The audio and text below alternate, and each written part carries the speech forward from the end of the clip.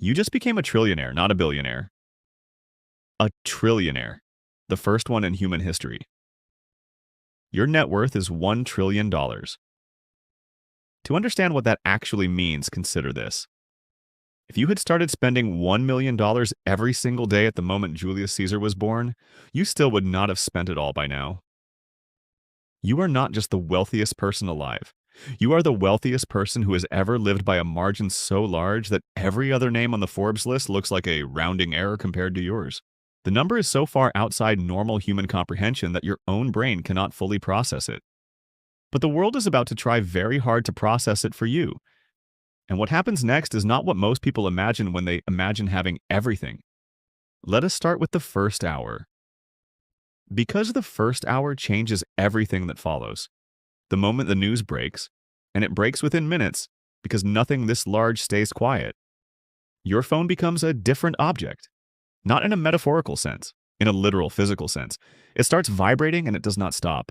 Calls from numbers you do not recognize, texts from people you have not spoken to in years. Your name is trending in 17 countries simultaneously. By the time you set the phone face down on the table, there are news vans parked outside your building. Not one, several.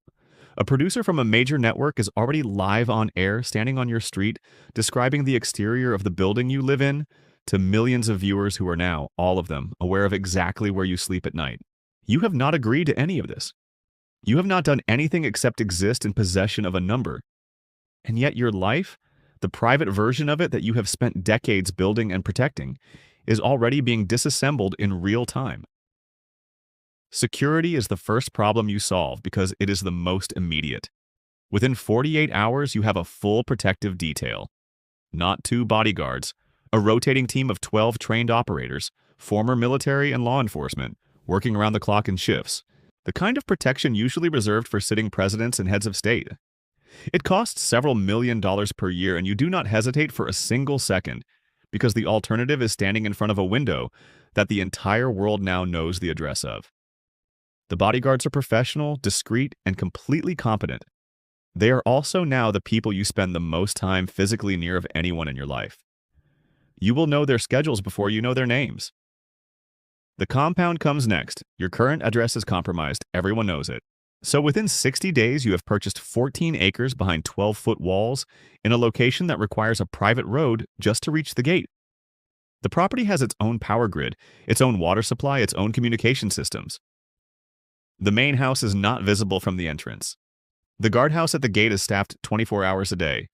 The compound costs $180 million, which represents approximately 0.018% of your net worth, the equivalent proportionally of someone earning $50,000 a year buying a cup of coffee. Your accountant does not even flag it for discussion, but a compound of that size does not run itself. Within the first month, 58 people are employed on your property. Housekeeping staff, groundskeepers, 2 private chefs working rotating schedules, a property manager, a house manager, drivers, a full maintenance crew, IT personnel dedicated exclusively to the security systems, personal assistants, and an assistant to the personal assistant because the volume of correspondence alone requires 2 people to manage. You are now responsible for the livelihoods of nearly 60 human beings, and you have never met most of them. They maintain the machine. You live inside it. Now the money itself becomes a problem that nobody prepares you for.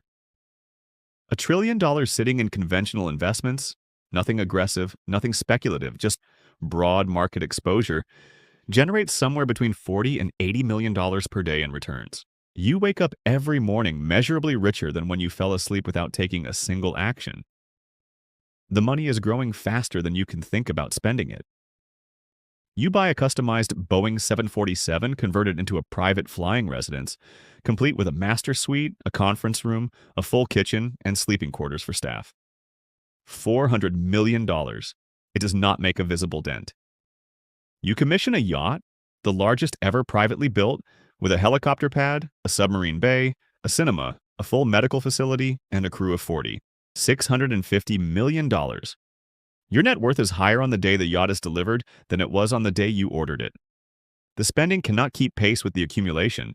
You are financially accelerating. Here's the question nobody thinks to ask about unlimited money. What do you actually do on a Tuesday? You wake up in a master suite the size of a small house.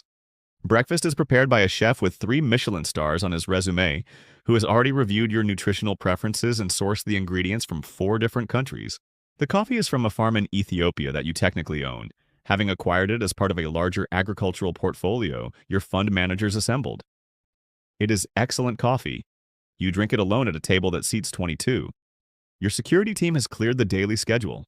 Your assistant has organized the morning briefings. Your wealth managers have sent a summary of overnight movements across your portfolio. Everything is handled. Everything is running. And you have not decided a single thing yet today, and it is barely 8 in the morning. You want to go for a walk.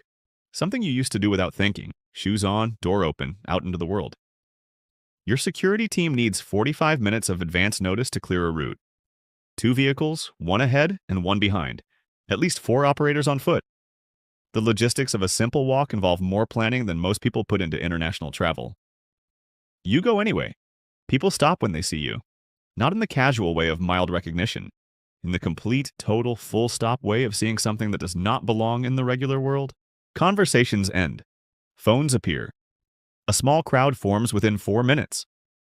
Your security team creates a perimeter. You walk 3 blocks and return to the compound. You stop going for walks. The phone calls come in waves. Heads of state, CEOs of companies large enough to have their own security teams, university presidents, hospital directors, foundation chairs. Everyone wants a meeting. Everyone has a project. Everyone has a cause. The causes are real: famine relief, disease research, climate infrastructure, education access.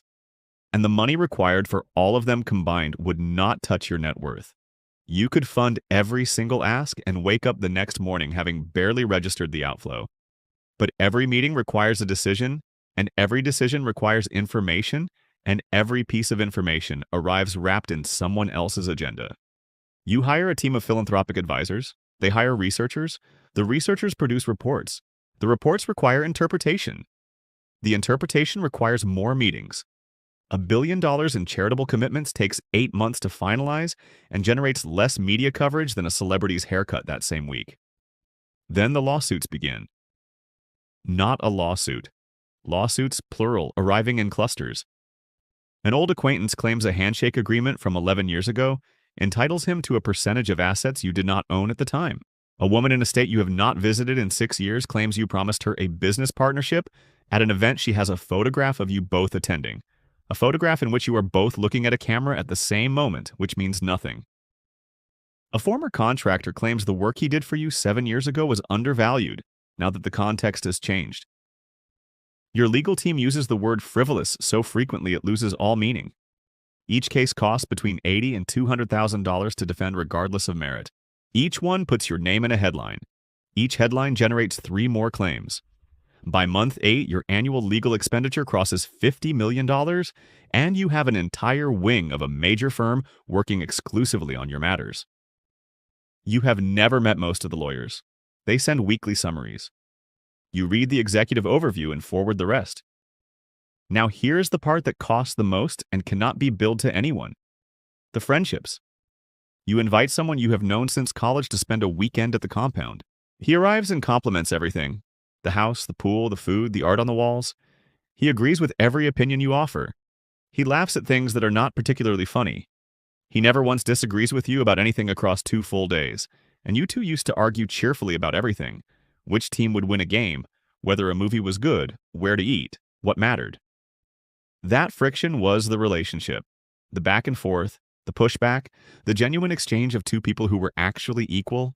And now that equality is gone and both of you can feel it and neither of you will name it. He leaves on Sunday afternoon. You tell him to come back anytime. He says definitely. He does not come back. The family situation unfolds more slowly and lands harder. Your sister calls more than she used to, which is wonderful for about 3 weeks, until you realize the calls are beginning to arrive just before significant expenses in her life. Not asking directly, nothing so simple as that. Just mentioning a car issue, a roof repair, school fees. You send the money because of course you do. She thanks you warmly and then the calls taper off until the next thing comes up. You love her. The love is unchanged. But the relationship has been restructured around a dynamic that did not exist before and cannot be undone. You are now the answer to her problems rather than her brother, who shared a house with her for 18 years and knows her better than almost anyone alive. Your mother calls on a Sunday. She sounds exactly the same as she always has. She asks about your health, mentions something a neighbor did, talks about the weather in the town where she still lives in the house you grew up in, a house you have offered to replace 3 times, and that she has declined to leave 3 times because it is hers and she knows where everything is. For 12 minutes, your shoulders drop, and something in your chest unclenches, and you feel almost like a person again rather than an institution. Then she mentions, carefully, that your brother has been struggling. He did not ask her to say anything. She just thought you should know. You transfer money to his account that evening. He does not call. At Christmas, which you host on the compound for the whole family, flights arranged, accommodations prepared, catering organized, a staff of 12 managing the entire event, he sits at the far end of the table and leaves before dessert without making eye contact. 3 weeks later, your mother tells you in a quiet voice that he told someone you ruined everything, that he cannot explain it, but something between you is broken and he does not know how to fix it, and neither does she. You tell her you will call him. You do not call him. What would you say? The loneliness is not dramatic. That is the thing nobody tells you. It does not arrive as a single moment. It accumulates. It is the dinner table set for one on a yacht, with a horizon so beautiful it looks like a painting, served by a chef who spent a decade mastering this cuisine, eaten in silence while the ocean turns gold in the last light. It is the 3 o'clock morning walk through corridors of a compound where 60 people work during the day and none of them live. It is the security camera at the end of the hallway that tracks your movement when you get up for water, because the system is calibrated to track all movement and does not know the difference between you and an intruder. And you are, in a technical sense, the only person in this building who is not employed to be here. It is the lawn wet under your feet at 4 in the morning when you go outside, because the silence inside the house is louder than the silence outside it. And you stand in the middle of the grass and look at the sky, and it is the same sky you used to look at when you had nothing, exactly the same.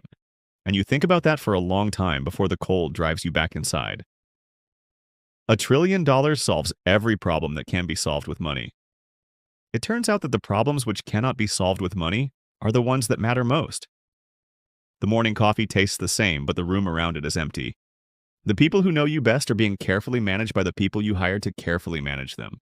The version of your life that was yours, uncurated, unguarded, spontaneous, small, and genuinely connected to other human beings on equal terms. That version ended the moment the number became public. It did not end badly. It did not end with any specific loss you could point to and grieve. It just slowly became something else, something enormous and impeccably maintained and very quiet inside. The compound is still running. The security team is doing a shift change outside. The groundskeeper is on the lawn. The chefs are in the kitchen.